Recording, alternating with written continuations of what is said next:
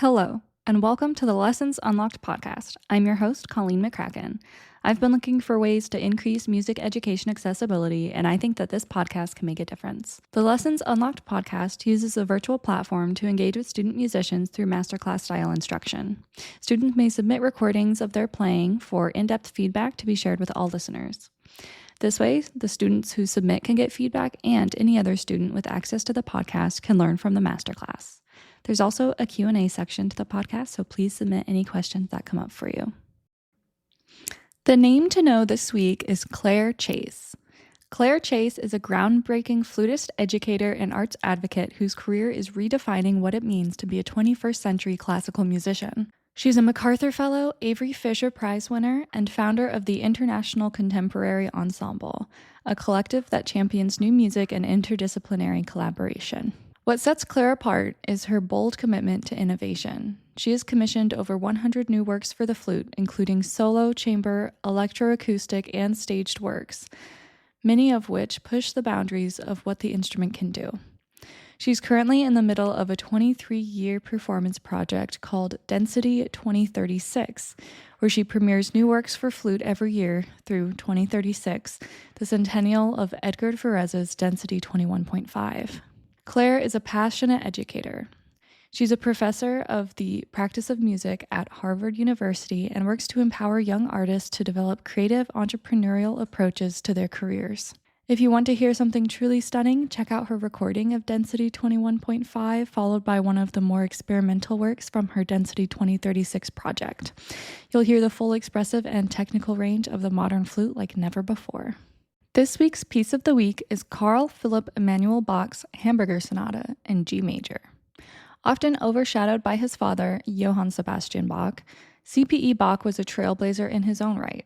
This sonata, composed in 1786 for flute and basso continuo, captures the elegance and charm of the empfindsamer Stil, a German term meaning sensitive style, that defined much of CPE Bach's work. Why should this piece be on your radar? Because it's an incredible example of clarity, nuance, and expressive phrasing. It's also a fantastic piece for developing articulation and contrast between phrases. Now, this piece was not named for the food hamburger, but for the city in which it was written, Hamburg, Germany. Flutists, this is a must-learn piece in your repertoire, and even if you're not a flutist, it's worth a listen for its elegant melodic writing and expressive phrasing. This week's organization highlight is the Flute Center of New York. The Flute Center of New York isn't just a flute shop, it's a vibrant hub for the global flute community. Located in Manhattan, the Flute Center of New York is the largest flute specialty store in North America, offering a vast selection of instruments, sheet music, accessories, and repairs. But what truly makes the Flute Center of New York stand out is its commitment to accessibility, education, and connection. They regularly host live-streamed masterclasses, artist interviews, and recitals featuring world-renowned flutists. These events are free to watch online, making high-quality flute education more accessible than ever, no matter where you live. One of their most popular initiatives is the Flute Center of New York Club, which offers exclusive perks to students and educators, such as discounts, extended trial periods for flutes shipped to your home, and access to special events. They even provide virtual repair consultations, so help is available no matter location. I love how the Flute Center of New York blends top-tier artistry with genuine community support. If you're a flutist or curious about becoming one, check them out at flutecenter.com or follow them on Instagram at flutecenter. Our performer this week is Aaron from Massachusetts, performing Doppler's Fantaisie Pastorale Hongroise. Aaron, take it away.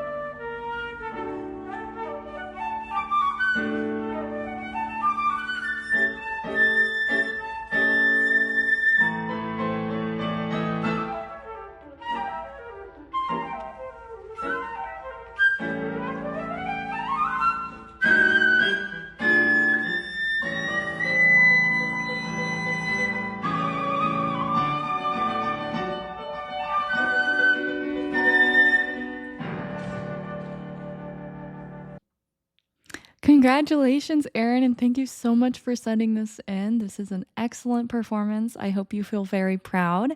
For our listeners, what's going to happen next is we're going to go through the piece along with the recording and give some comments while we listen through one more time.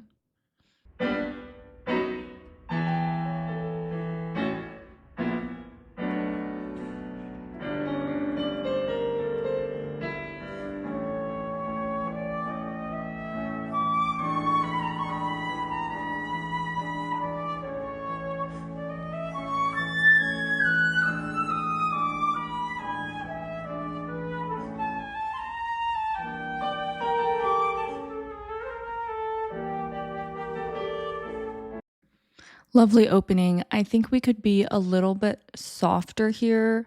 I fully respect the decision to not be super soft at the beginning. So it sets you up for more contrast when it becomes pianissimo in the last couple bars of that section we just heard. But I didn't hear the pianissimo a whole lot. So I would aim for a little bit softer there. And I know that sometimes on different recording equipment, it can equalize it. So if the live audience says that the dynamics were incredible, believe them over me.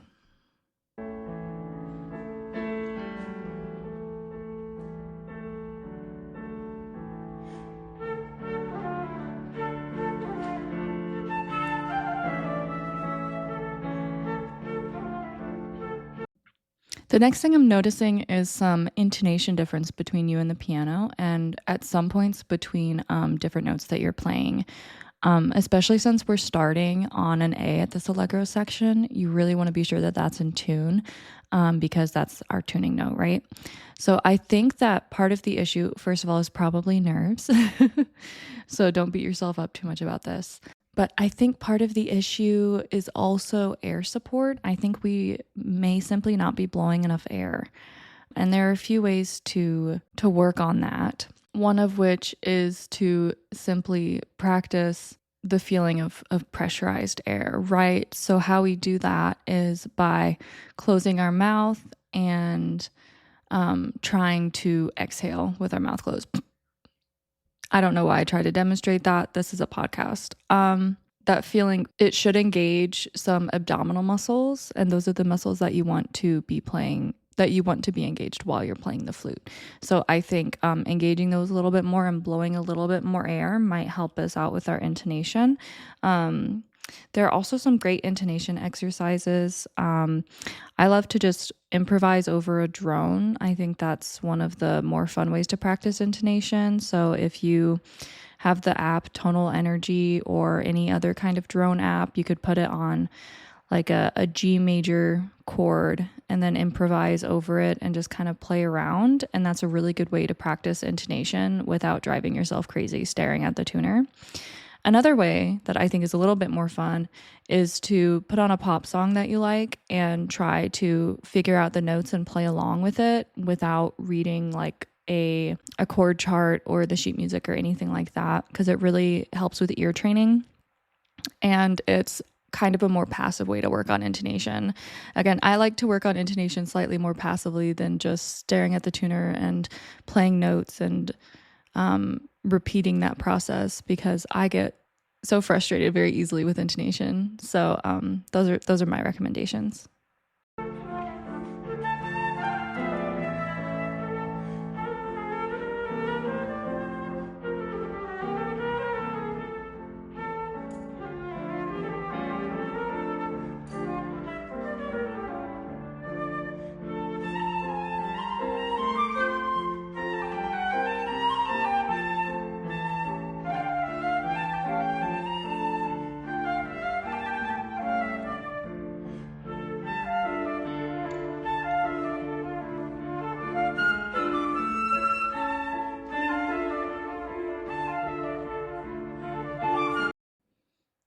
Really great work on this section. It's hard to get all of those trills, mordents, and grace notes to sound good while playing in time. I am noticing that we're losing the tone quality and dynamic level in those descending 16ths and the dee da da da dee da da da dee da da da dee da da da da da da da dee da dee da in that phrase. And I think what we need to do is think about crescendoing as we're going down, since the composer hasn't marked a decrescendo there. And I think that the line is actually leading to that high F, so we should crescendo all the way through. But as we're doing measure by measure, those descending sixteenths, I think we need to be thinking about crescendoing throughout that measure.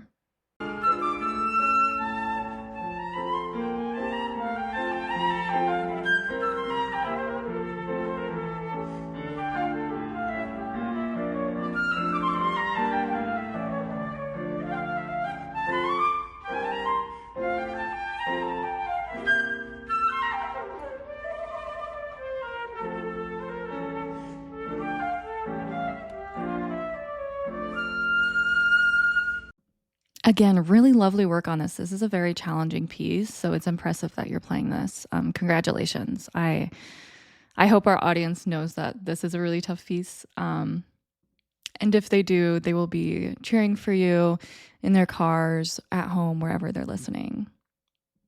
I do want to talk a little bit about vibrato. I think that on that high F with the fermato, we could use a little bit more vibrato, kind of an operatic style, very diva, very look at me, I'm playing a high note and I sound really good. Even though it's part of a decrescendo, anytime we're in the high register, we really want a more vibrant, kind of bouncy vibrato.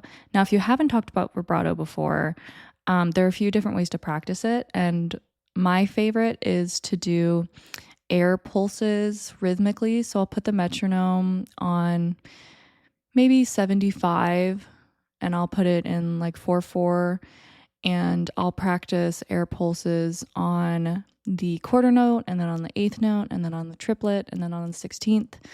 It helps you develop your vibrato in a good way that's not going to add further tension in your body.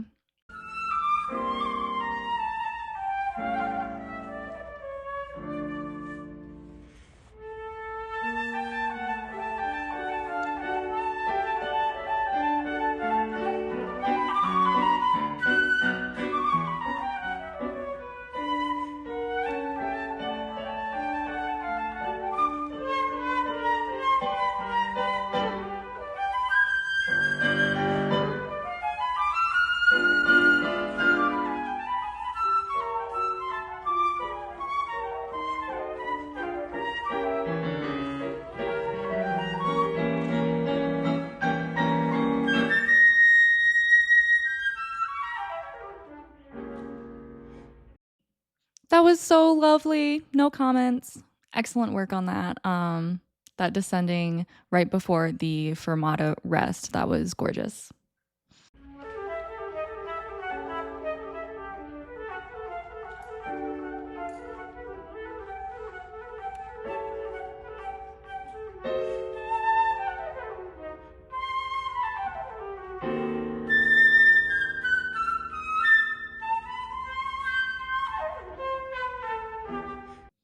I'm noticing some cracking, and for me, that happens when I am putting too much tension in my embouchure and not enough support from my abdominal muscles. So I would try that and see if it helps. It can also just be a sign of nerves. So if that advice doesn't help fix the cracking problem and you're only cracking during performances like this, then chalk it up to nerves and don't get too hard on yourself about it.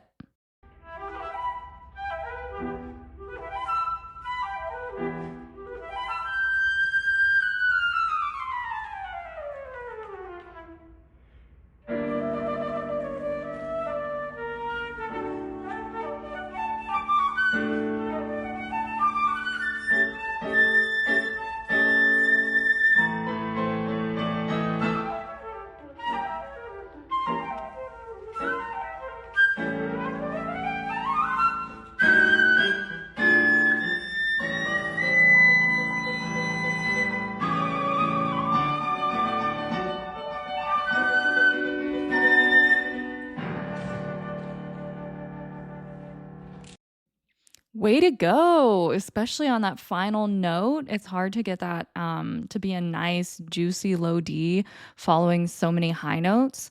So congratulations on that. And congratulations on this performance. Thank you so much for sending this in. Our listeners have so much to learn from your playing. Thank you so much. Everyone, wherever you are, please give Erin from Massachusetts a big round of applause. All right, up next, we have our Q&A section of the podcast.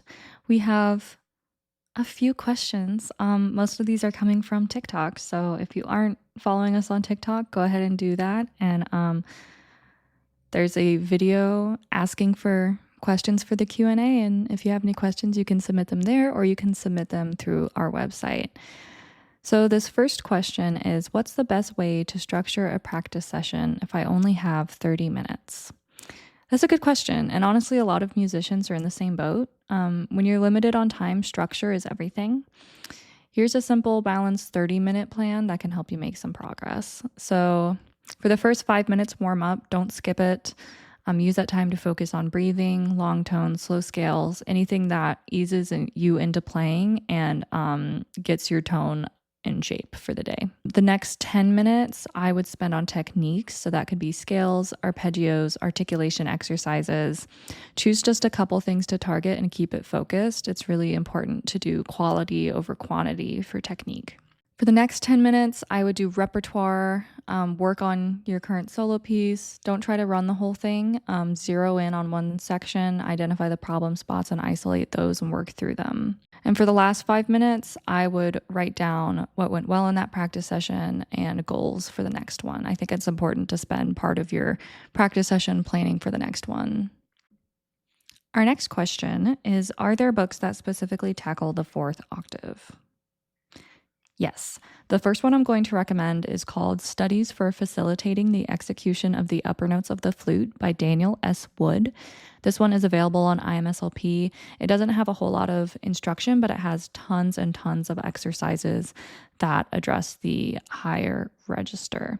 Another really good one is Top Register Studies for Flute, 90 Melodious Studies. This one I don't think is available on IMSLP, but it runs for about $16 on Amazon or several different flute company websites or music stores. So yes, there are, and those are two that I would recommend. Our next question is how to play long phrases in one breath. This is one that takes a lot of time to develop. There are a few different methods. You can do a bunch of jumping jacks and then play. You can play while walking on a walking pad or a treadmill. Be careful. Put your health first. Safety first, always. What those exercises do is it's slowly building up your ability to hold notes for a longer time. Unfortunately, there's no quick trick to do that. You really have to kind of get your heart rate up and get out of breath and then try to play the phrase. And then over time, your body will think it's really easy to play the phrase when you aren't out of breath. I hope that makes sense. Thank you all so much for tuning in to this episode of the Lessons Unlocked podcast. A huge thanks to our performer of the day, Erin from Massachusetts, and to all of you for continuing to listen, learn, and grow with this community. As you head out into your week, I encourage you to listen to CPE Bach's Hamburger Sonata in G major for flute and continuo. And of course, thank you to all the music educators who are working hard to make music accessible and meaningful for their students. I'll be back next week with more. Until then, happy practicing and bye for now.